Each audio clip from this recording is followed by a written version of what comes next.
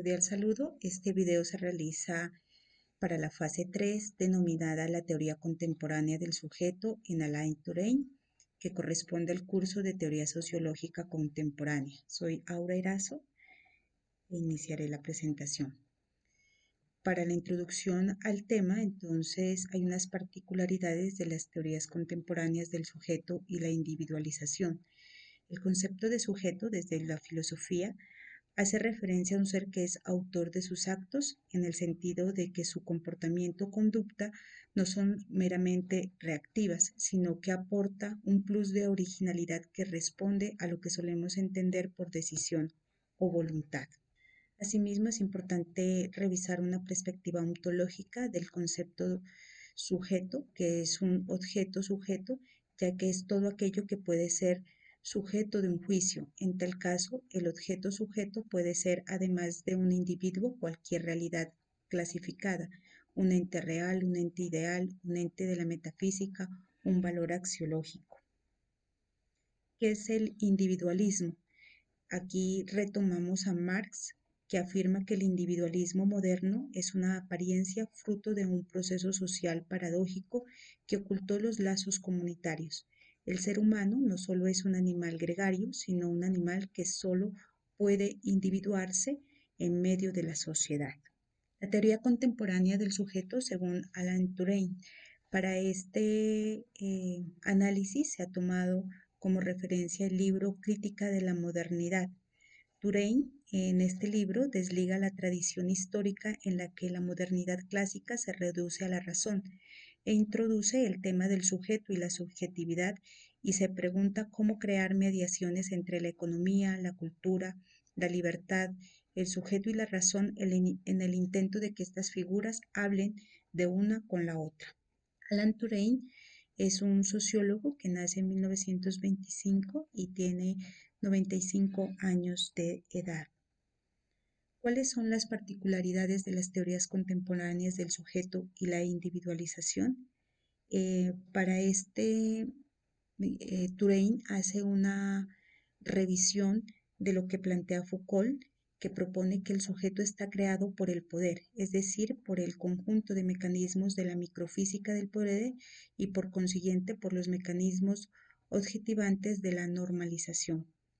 Asimismo, también hace una revisión del individualismo desde el enfoque de Luke, la idea de la modernidad, que parte siempre de la confianza en la razón, experimenta pues tanto en el derecho y en el pensamiento político como en la filosofía una bifurcación por la que se separan un naturalismo completado por la idea de sociedad como un cuerpo social y un individualismo en cuyo seno se forma la noción de sujeto.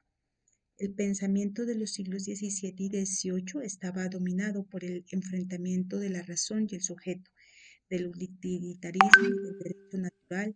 El historicismo del siglo XIX absorbe al sujeto en la razón, la libertad en la necesidad histórica, la sociedad en el Estado.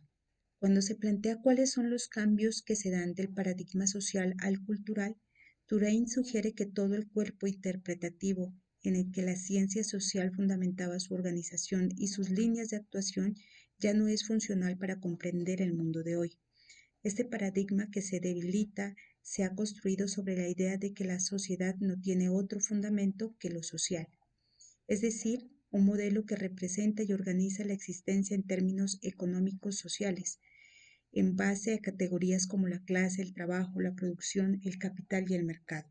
Según Turing, ya no es posible explicar el mundo en que vivimos a partir de estas categorías.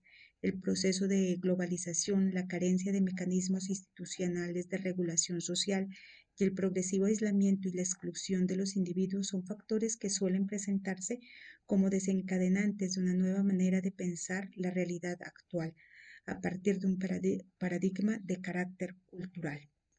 ¿Cuál es el concepto de sujeto en Turing? Alan Turing ha argumentado ampliamente a favor del retorno del actor al pensamiento sociológico, criticando su asimilación dentro de las estructuras del sistema social. Turing ha comprendido así la construcción de una teoría del sujeto en sociedad que brinda soporte a una consideración del actor social liberada de todo sesgo empirista y funcionalista. Según esto, si hay actores en la sociedad, no es simplemente porque grupos de individuos son protagonistas de procesos sociales y políticos, sino porque los actores son, ante todo, sujetos. Touraine ha sentado las bases de la construcción del sujeto en la sociología, cuya particularidad es la de ser un sujeto colectivo.